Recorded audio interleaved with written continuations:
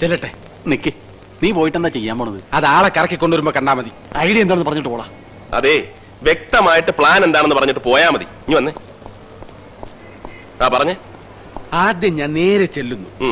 അയാളുടെ ദേഹത്ത് പതുക്കെ ഒന്ന് മുട്ടിയിട്ട് അറിയാതെ പറ്റിയ പോലെ സോറി എന്ന് പറയുന്നു. ഓക്കെ.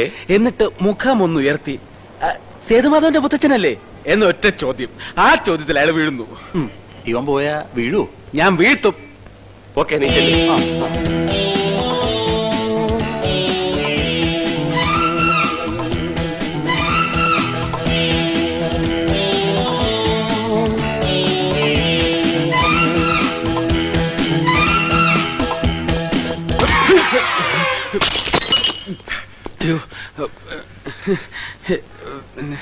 എന്റെ അമ്മയെ നാട്ടിച്ച്. ഇന്നെന്താണത്? ഞാൻ മുത്തച്ഛന്റെ കൂട്ട്, ഞാൻ മാത്രമല്ല അവരെല്ലാവരും അവര് തട്ടണമെന്ന് പറഞ്ഞു. ഞാൻ ഇങ്ങനെ ആരും മുട്ടാറില്ല, അതുകൊണ്ട് സോറി. നിനക്ക് ഇത്ര വലിയ കണ്ടോട്ടല്ലോ, മത്തയ്ക്ക പോലെ. സോറി. എന്തത് സോറി? മനുഷ്യന്റെ ദേഹത്ത് വന്ന് ഇടിച്ചിട്ടാണോ സോറി പറയുന്നത്? സോറി പറഞ്ഞില്ലേ? 75 രൂപയുടെ മരുന്നായത്. അതെ, എന്താ പറയാ?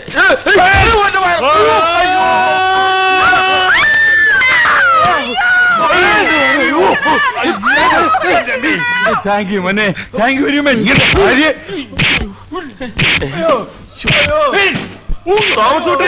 വിട്ടോളാ.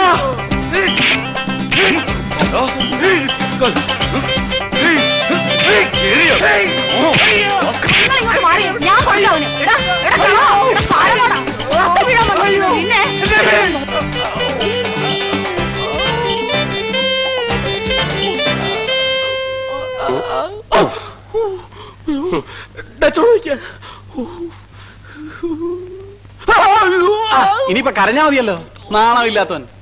അയാളെ വീഴ്ത്താൻ ഞാൻ പോയാലേ ശരിയാവുള്ളൂ, വേറെ ആരും പോകണ്ട. എന്തൊരു ബഹളമായിരുന്നു. ഇപ്പൊ എന്തായടാ? അയാളെ വീഴ്ത്തി, വഴിയെ പോയവരെ വീഴ്ത്തി, നീയും വീണ് വയറും കീറിയപ്പോ സമാധാനമായല്ലോ. ചുമ്മാ ഇരിയടാ. ഡേ അപ്പുകുട്ടാ, ചോരയാണ് കണ്ടിരിക്കുന്നത്. അവളെ നിനക്ക് തന്നെ കിട്ടുന്ന ലക്ഷണമാ. എങ്കിൽ ചില്ല് വയറ്റത്തില്ല, എന്റെ ചങ്കി കയറിയാലും ഞാൻ സഹിക്കും.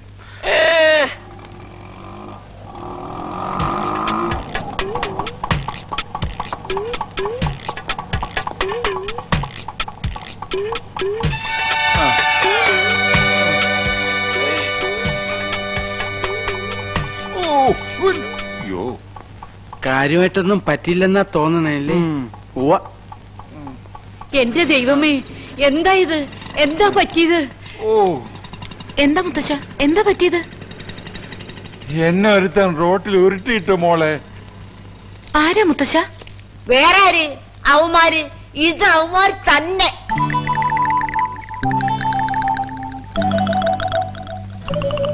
ഞാനെന്ന് പറഞ്ഞപ്പോഴേ നിങ്ങൾ എന്താ പറഞ്ഞത്? തോന്നിയതാണെന്ന്.